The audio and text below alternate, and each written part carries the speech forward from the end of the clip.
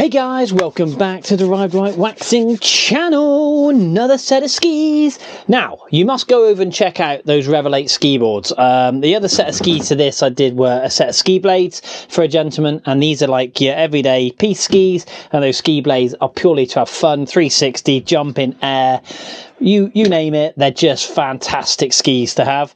And that Revelate, I did a Revelate video from ski blades to ski boards to the Revelates.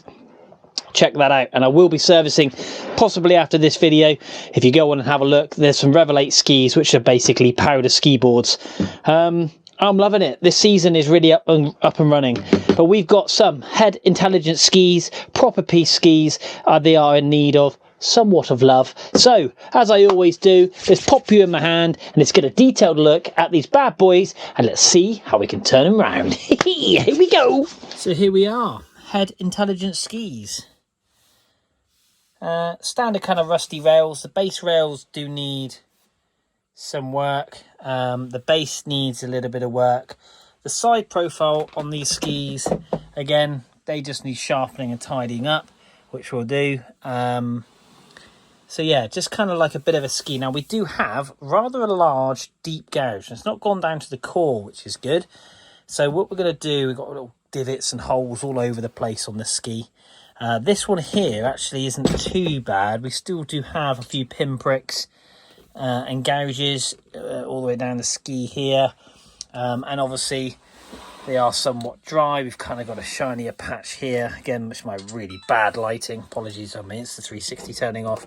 And obviously your chatter marks and your marks. And this is obviously a lot more discoloured. It looks extremely white on camera. If only it was like that, then it wouldn't need so much cleaning. But yeah, not too bad. We're going to get onto these out and we're going to detail these skis.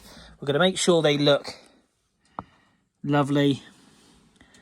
It's quite deep, that one, so we'll get that sorted out and we'll make sure these fly. If you haven't gone over and checked out the other skis, they do go over to those ski blades. They came up so well. I think that was the shiniest pair of skis I think I've ever done. And again, I do seriously need to change my light.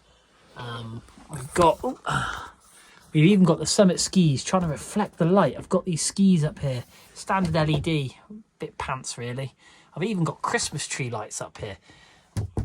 Like I say, I didn't quite finish the workshop really. Got my bindings up there and stuff. My beer.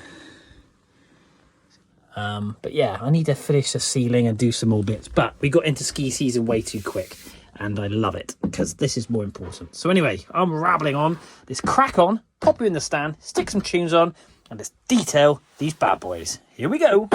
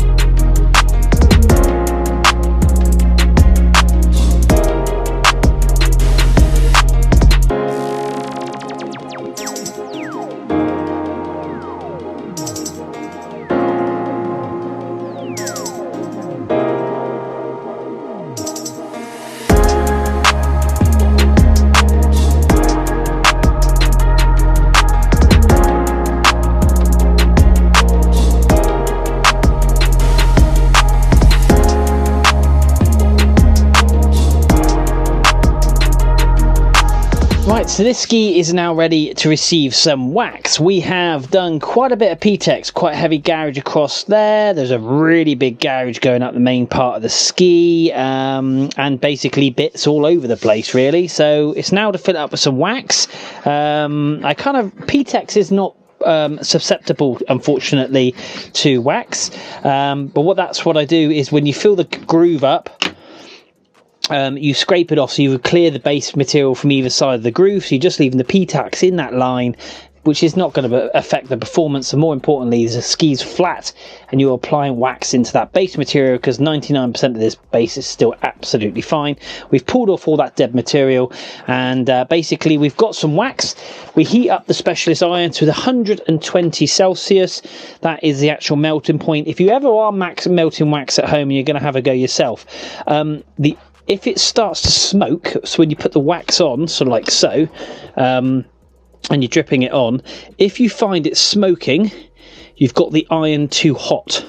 So that's a little tip. So again, if you are running the wax on, always with wax, it will say on the packet the actual temperature that you need to apply the wax to the ski. And also, you don't want to put too much of a hot iron on the base of the ski, for the simple reason you don't want to burn the base of the ski neither. So it's that kind of like balance, hence why you do have Specialist waxing tools, a bit like this one. I'm just using up all my little bits of wax, get rid of that because that's fell on the dirty contaminated side, and that stops any risk of picking up any metal contaminants and putting it into the base of the ski. So if I drop a bar of wax, guess what? Unfortunately, it goes in the bin.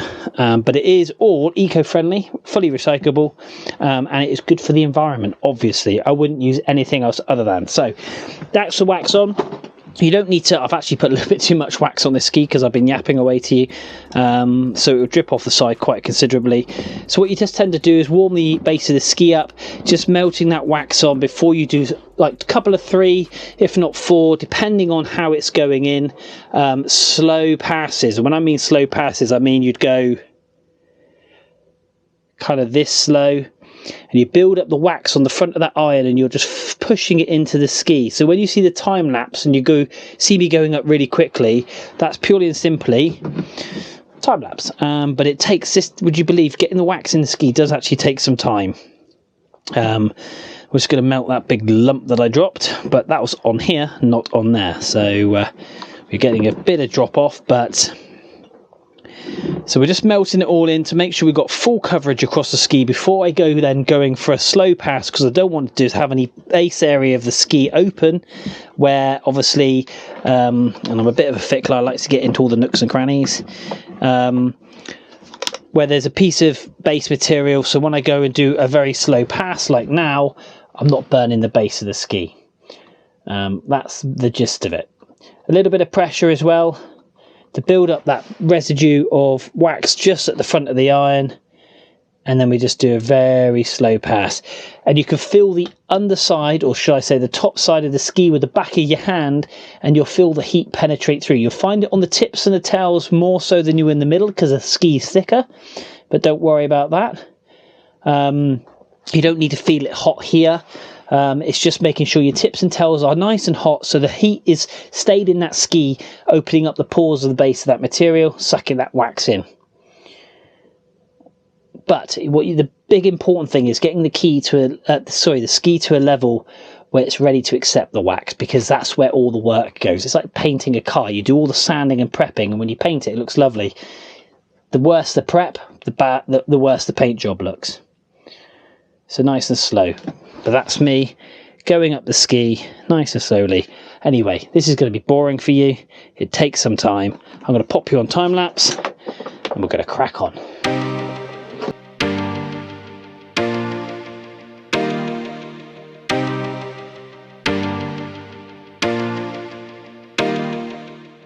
So here we are, ski number 2. The other one is now all drying, and yeah, massive difference.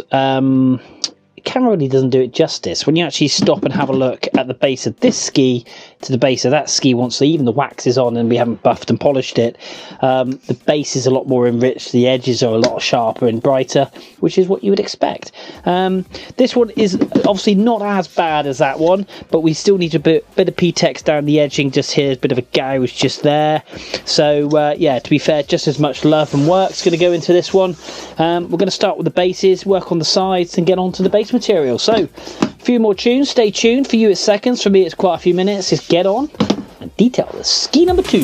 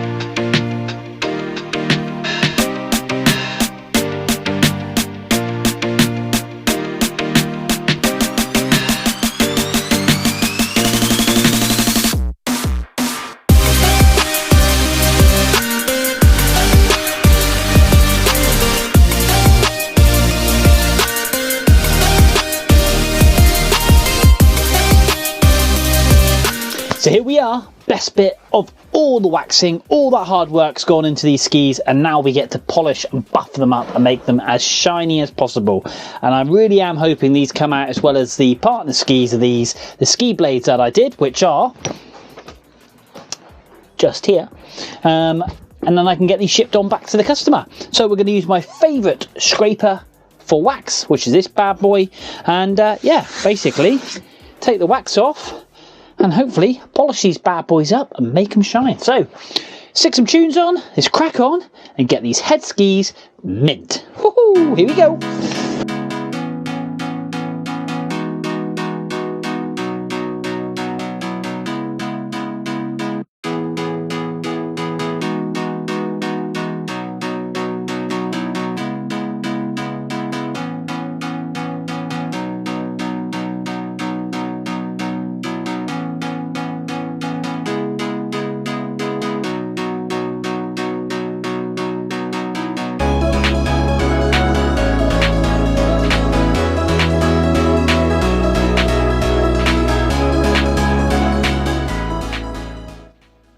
So there we are, one set of skis all done. I am super pumped how these have come out, super pumped. By the way, this is a voiceover, I forgot to turn my mic on. But check out the shine on the base of that ski. Great definition, we've got a great glossy black base to that ski. You can really depict those rails, the word head is really popping, it's nice and clean, we've structured this ski and we've detailed it. And this ski is ready to fly. A lot of P-Tex went into this first ski. You can just about pick out the line there on the camera. But like I say, the base of this ski is now filled. It's flat. You'll always pick out those lines because I haven't got a machine to fully machine base scrape it. But to be honest with you, the way I do it, you leave a lot of more material on the ski and it will last a lot longer. Now, what I tend to do though is use a copper brush and go down the ski, making sure we put structure into that ski. We don't rub it across, we go from tip to tail and putting structure back into the P-Tex that we've just laid. So basically it expels the snow out the base of the ski, and basically the base is what makes you go fast and forward, and the rail of the ski is basically what holds you on the mountain. And that is what my aim of the game is. Make the ski fast, but also with plenty of confidence and plenty of grip. It takes off a lot of now, which means that thing is sharp enough to hold you on that mountain at a nice hard carvy turn. But I am so happy. They've come out so well. The other ski is just as great. You see the definition in the rail there at the bottom. You've really got two silver stripes straight down the ski, and we've got great shine. I'm just trying to have a look on my phone to see the camera reflection because my lighting in my workshop is dreadful. I do need to sort that out, maybe for next season. Anyway, so happy. Guys, go across the channel, hit like, hit subscribe, share with your friends, get it out there. I'm on Instagram, I'm on Facebook, go across, like, and basically, yeah, any Google comments you can lay down. If you've had your ski service with us, then obviously please do so. I'm trying new editing software, new technologies on my channel just to try and boost it and get it out there. But anyway, till next time, guys, thanks for tuning in, and guess what? We will see you soon.